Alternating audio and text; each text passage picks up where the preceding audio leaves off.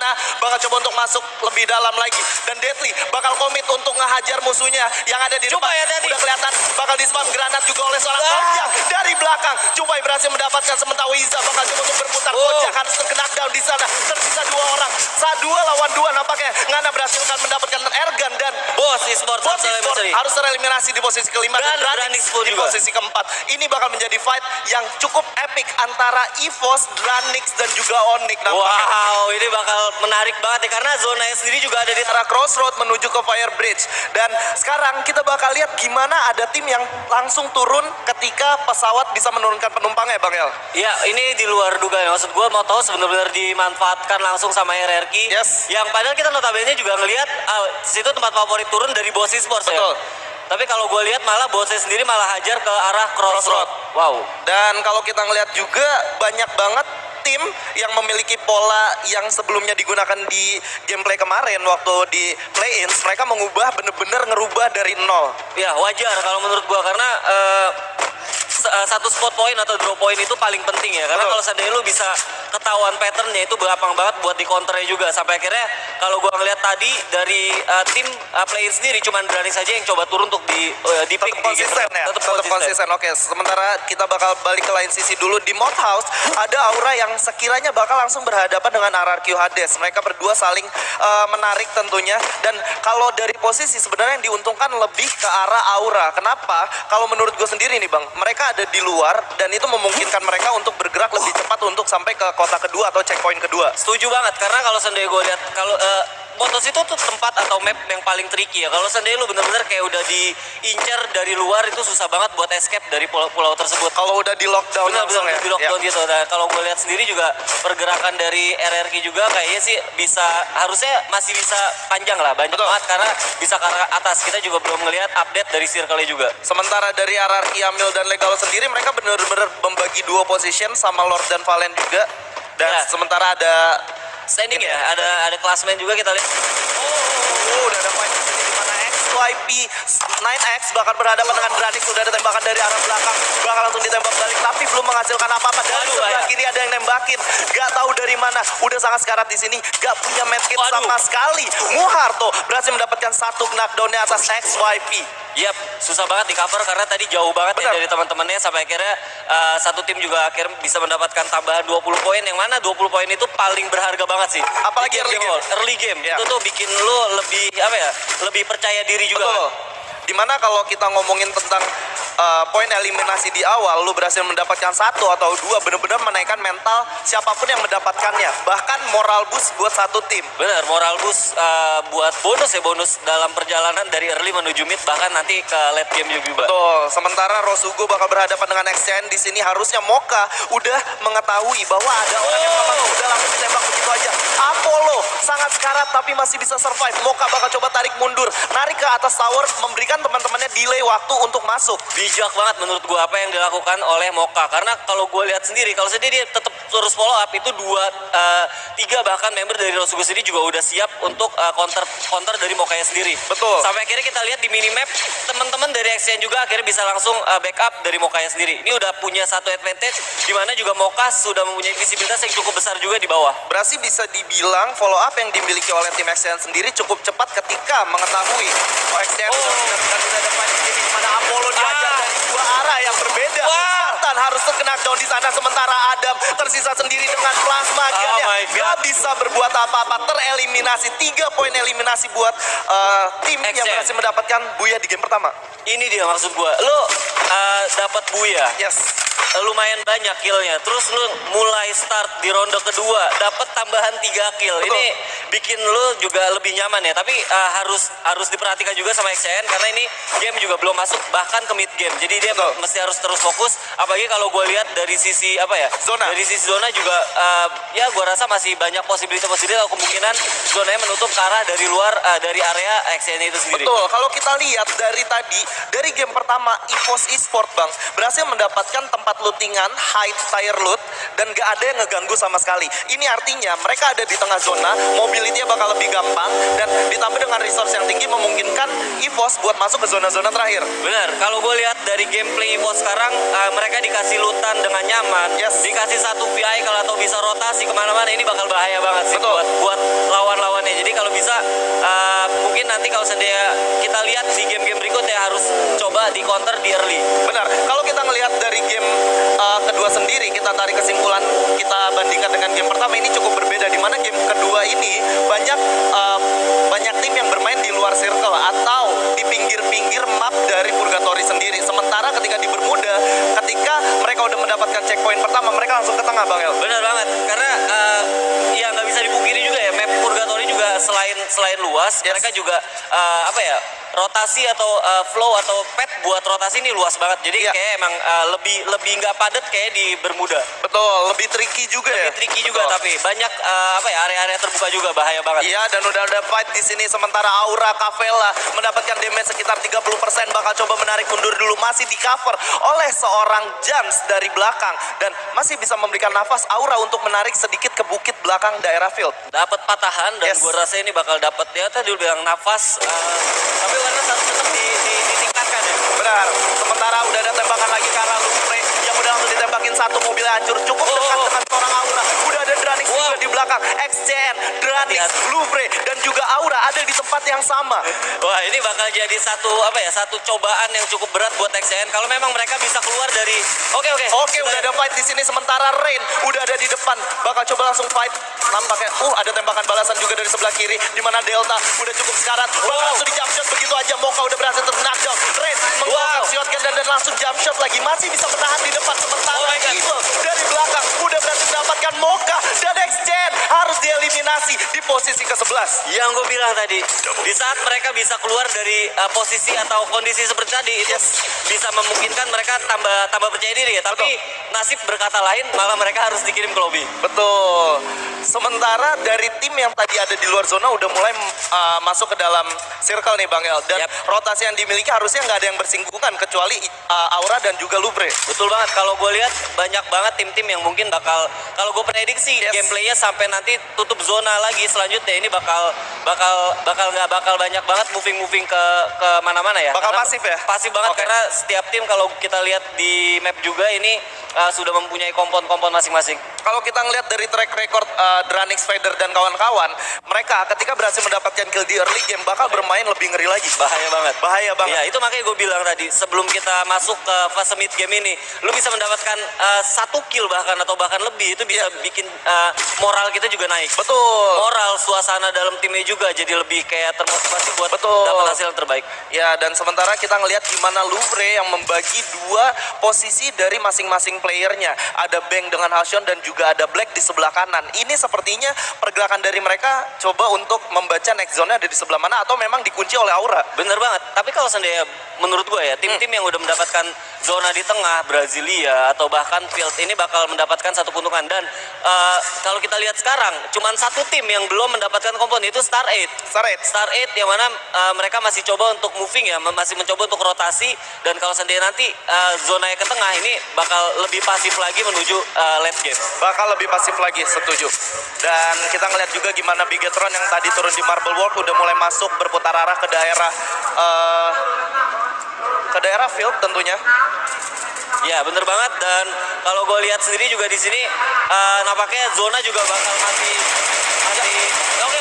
Sudah ada tembakan lagi dari seorang Dranix tampaknya. Everyday sudah menggunakan tembakannya ke arah tim apa ya ini? Ya, ada tim satu tadi yang coba untuk open field ya, dan gua rasa langsung back off, mundur ke belakang karena mereka juga mendapatkan ancaman dari tembakan yang dilakukan oleh tim dari Dranix Dauntless.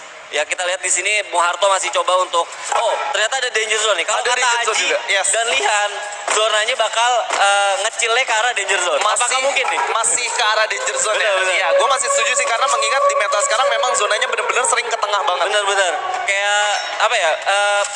Mitos atau enggak kita buktiin lagi nih di game kedua. Oke, kita bakal perhatiin di sini. Sementara itu Dranix, Everyday dan kawan-kawan menghalang pergerakan dari Star 8 yang tadi coba masuk ke dalam zona atau lebih ke arah inti zona.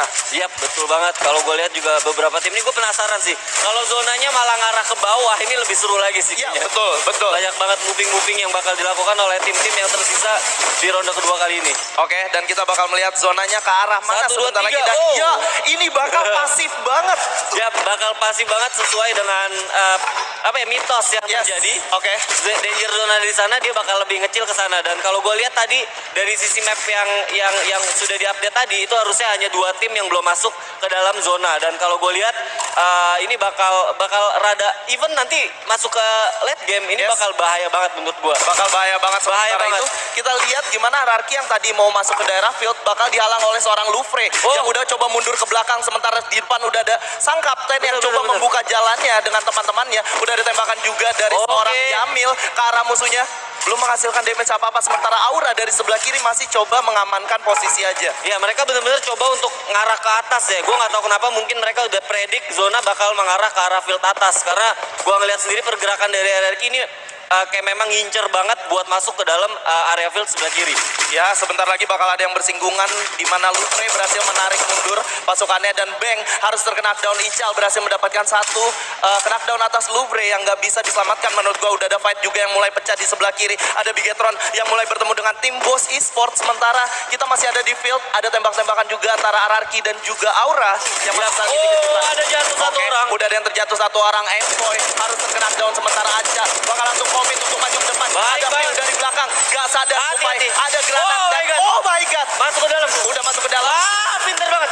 Udah langsung naik ke atas juga, sementara Regar berhasil knockdown Kojak dari belakang, dan Regar bakal terknockdown juga. 2 orang, Kojak dan Cupai masih bakal survive di sini nampaknya. Sementara Pio bakal melakukan perputaran terlebih dahulu. Ada duel antara Kojak dan Pio. Kojak berhasil mendapatkan 3 poin eliminasinya, dan Boss Esports gak kehilangan 1 orang pun. Kabar buruk buat Bigetron. Bener banget, objektif yang checklist warna hijau, karena saat kontes sendiri Boss melawan BTR ini Boss sama sekali nggak kehilangan salah satu member sama sekali. Wow, ini bakal langsung di town ya, Langsung dengan dijogetin ya, langsung ternyata. dijogetin langsung. Dan kalau lu ngeliat ke bagian atas field sebelah kanan itu ada 3 tim yang bener-bener deket banget, Bang. Kalau sekiranya zonanya nggak ada di sana, ini bakal hancur gak sih? Hancur banget karena ini kalau gue berharap sih lebih ke arah open field, karena kalau seandainya ke arah Brasilia ini bakal jadi pertempuran yang cukup padat, karena mereka pasti bakal nahan di obstacle-nya masing-masing. Dan bakal moving juga. Benar, bakal moving juga. Lu bisa bayangin kalau seandainya di open field. Oke, nampaknya ada fairing yang dilakukan Star 8 juga di sini Oleh Star 8 Hayabusa ya. Hayabusa. Dan udah saling keker-kekeran aja. Sementara di Brazil sebenarnya Onyx, Olympus dan juga EVOS Esports udah sangat berdekatan. Tapi memang mereka masih PDKT aja nih. PDKT aja, nggak ditembak-tembak. Oke, kita lihat ada tembakan lagi, fairing dilakukan oleh tim Aura. Ini masih even mereka cuman diem di obstacle ya, tapi mereka juga nggak mau kasih nyaman tim-tim yang di sebelahnya, Skylar. Bener, walaupun mereka bisa bermain pasif, mereka bermain lebih agresif lagi. Mereka tembak-tembakan, mau coba trade damage, mau coba mengambil peruntungan tentunya. Dan kita bakal lihat kemana zona selanjutnya bakal bergerak. Dan ternyata ada di Brasilia. Ini seperti yang lu predik, bakal ada fight besar-besaran. Betul, karena kalau gue lihat ada 1, 2, 3, 4, bahkan 5 tim sendiri yang harus masuk ke dalam zona yang ada di Brasilia, dan ini menjadi PR buat ke 5 tim tersebut, Skylar. Betul. Dan kita lihat juga gimana Ararki yang bakal dipukul mundur oleh Aura, sementara Auranya sendiri bakal dikejar oleh Star 8. Ini bener-bener out of prediction banget. Ararki memilih mundur ke arah field. Oh, ada satu juga yang terjatuh dari member yang terkena Aura. juga 2 bahkan. Oh, langsung di end. Oh, Koji berhasil mendapatkan 1 poin eliminasinya. Ini artinya Aura sudah berhasil mengusir saingan-saingannya. Star 8 berhasil membunuh salah satu member, yaitu Koji. Bahaya banget sih. Bahaya banget kehilangan Koji memasuki fase-fase late game, dan gua rasa bakal jadi PR banget buat Aura sendiri, karena mereka juga harus catch the udah engage lagi di sini. Engage ada lagi. Tembakan AWM dari seorang Kavela yang dimana kalau kita lihat resource yang dimiliki orang Aura sendiri udah mulai menipis banget, karena tadi juga even dia defense, dia coba trading tembakan ya bareng tetangga sebelahnya, tapi sampai akhirnya mereka kehabisan resource juga. Oke, dan udah ada fight 3 arah, nampaknya Emboy udah berhasil terknockdown di sini. Sementara ini menjadi fight 3 arah nampaknya. Bener banget, kita lihat di sini bakal coba untuk masuk ke dalam satu kompon, dan ini bakal bahaya banget buat mereka. Karena ada 3 tim yang coba perang tadi, sementara Onyx gak kehilangan 1 orang pun, tapi berhasil mendapatkan kill steal-nya 1 orang ke arah tim Boss Esports. Oh my god, dan udah ada fight lagi di daerah atas nampaknya. Dranix Delta mengarah ke Star 8 dan bos yang berhasil mendapatkan satu lagi musuhnya bakal melakukan heavy looting. Dan udah ada tembakan juga dari seorang Lord menggunakan AWM-nya ke arah bawah dari sebelah kanan. Hati-hati Lord bakal coba untuk mundur terlebih dahulu atau tiarap dulu. Mereka udah dapat komponnya di sini dan Star Espeto berhasil knockdown. Wow. Yamil berhasil mendapatkan poin eliminasi. Aura harus tereliminasi. Aura harus tereliminasi benar-benar, sementara Ararki cukup nyaman berada di posisi atas sekarang. Yap, bener banget, satu orang sudah di aim dan Oh bener my aja. god, Lord Baik berhasil banget. mendapatkan satu poin eliminasi lagi tampaknya. Bener banget, itu ada Menggunakan satu AWM-nya. lagi temennya. Oh Ya, my god. bakal langsung ditembakin begitu aja. Ada glue wall yang masih dipasang untuk menyelamatkan orang di depan sana. Sementara Maung bakal dihujani peluru oleh tim Ararki. Eliza harus tereliminasi dari belakang. Lord harus lebih berhati-hati lagi. Yap. Dan oke. Kita lihat di sini masih ada 8 tim Skyla masuk ke late game, bahkan udah mau masuk ke circle terakhir. Masih ada 8 game, 23 live. 23 live dan kita lihat lagi-lagi EVOS berhasil mendapatkan zona terakhirnya. Bener banget, trading yang sangat baik banget. Oh, Ya, dan Legalot harus knockdown seorang Dranix Delta berhasil mendapatkan knockdown atas Legalot tapi nggak bisa langsung di end begitu aja. Yamil ditembakin dari sebelah kanan dan Lord juga harus knockdown. Sementara Jar berhasil mendapatkan Lord di sana. Udah knockdown, tersisa satu orang lagi di mana Valen bakal coba untuk menahan pergerakan dari musuh yang ada di depan. Lufre bakal langsung ditembakin oleh seorang Valen. 2 lawan 1 bakal sulit tentunya, tapi gak begitu sulit untuk baik, Valen. Valen. Karena Valen bakal melakukan reload tapi gak cukup kuat. Harus dipulangkan di posisi ke-7. Dranix mengambil poin eliminasinya. bener banget, dan Lufre menyusul dari tim LRQ sendiri. Kita lihat di sini bos juga mulai masuk ke dalam, tapi bahkan Cupai sendiri nggak bisa menghindari tembakan dari arah tim nomor 3 yaitu Onyx. Ya, betul banget. Dan sementara kita bakal ngeliat gimana Ngana bakal coba untuk masuk lebih dalam lagi. Dan Deadly bakal komit untuk ngehajar musuhnya yang ada di Cupai, depan. hati-hati. Udah kelihatan bakal di-spam granat juga oleh seorang Kocak dari belakang. Cupai berhasil mendapatkan, sementara Wiza bakal coba untuk berputar. Kocak harus knockdown di sana. Tersisa 2 orang. 2 lawan 2 nampaknya. Ngana berhasil mendapatkan Ergan dan Bos Esports Bos Esports harus tereliminasi di posisi kelima Dan dan Dranix Dranix pun di juga. posisi keempat. Ini bakal menjadi fight yang cukup epic antara EVOS, Dranix dan juga Onyx nampaknya. Wow, ini bakal menarik banget ya, karena zonanya sendiri juga ada di tengah-tengah. Betul. Dan kalau gue lihat ini open field, gue rasa Onyx mendapatkan satu advantage karena mereka mendapatkan satu kompon sisa rumah satu yang ada di circle terakhir. Circle terakhir, dan kalau kita lihat EVOS walaupun mereka nggak terlalu aktif di zona-zona terakhir, mereka tersisa berdua, ada Sam dan juga Abu. Sementara Dranix itu masih lengkap 4 orang walaupun mereka ada di luar zona. Bener banget, kita lihat di sini. Oke, ada satu pairing yang dilakukan oleh Jars. Ya, kita lihat gimana Jars udah menggunakan Fast level 4 maksimumnya udah full. Ada tembakan ke arah ke arah Abu, Oh, dan Abu jatuh. berhasil knockdown di sana. Bakal sulit banget untuk seorang EVOS Esports masuk ke dalam zona selanjutnya. Udah di spam granat juga oleh seorang Wiza, memastikan gimana caranya EVOS gak bisa masuk ke zona selanjutnya. Bener banget. Kita lihat coba untuk tahan defense, nggak dikasih ampun. Dan Dua kalau langsung ditembak ditembakin. begitu aja, ada 2 duel yang langsung dipop out oleh seorang EVOS. Oh. Ada Sam 13 yang tidak sengaja menggunakan M79-nya dan membunuh diri sendiri. Sementara Abu bakal stand the ground, ditembakin dari 2 arah yang Abu berbeda. bebas. Dan EVOS Esports tereliminasi di posisi ketiga. Sementara di sini kita lihat Jar udah ditembakin, bakal mengurung glue wall untuk teman-teman yang menyelamatkan teman-temannya. Muharto di sini bakal melakukan revive. Dan Yap. oke, bakal dihujani peluru oleh seorang Jars. Udah ditembakin begitu aja. Ada AN94 yang udah dipegang. Wiza Langsung bakal di-follow. komit untuk masuk ke depan, tapi nggak ada blue wall yang di pop out. Bakal sulit banget untuk Wiza di sini. Hati-hati. Ada jump shot di depan sana. Baik banget. Bakal reload terlebih dahulu. Mendapatkan Wow. satu orang lagi. Wiza, 2 orang berhasil di knockdown, dan dia Onyx Olympus berhasil mendapatkan Buya di game kedua.